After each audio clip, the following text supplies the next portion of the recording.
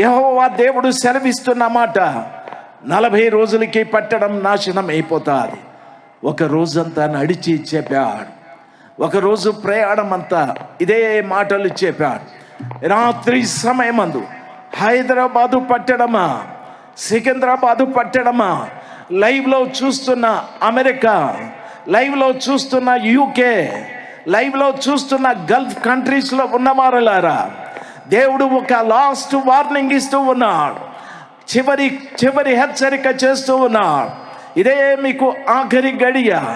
ఓ పట్టణమా, పట్టణంలో ఉన్న ప్రజలారా, సంతోషాన్ని పోగొట్టుకున్న ప్రజలారా, దుఃఖంతో బాధపడుతున్న ప్రజలారా, పాపంతో నిండిపోయి పాపంతో విచ్చలవిడిగా జీవిస్తున్న ప్రజలారా, ఇదే ఆఖరి హెచ్చరిక, ఇదే ఆఖరి హెచ్చరిక. ఆ మాట విన్న నినివే ప్రజలు గోనె పట్ట కట్టుకున్నారు.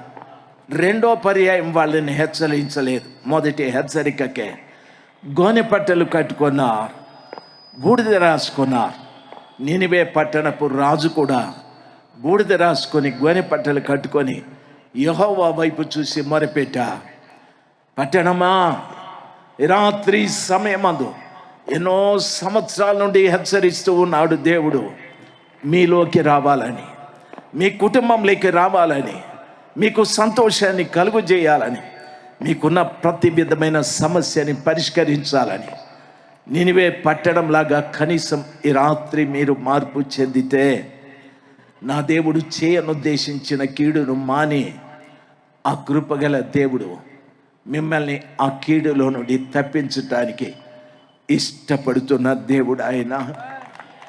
ఆ కీడులో నుండి తప్పించటానికి ఇష్టపడుతున్న దేవుడు. నినివే పట్టణస్థులారా,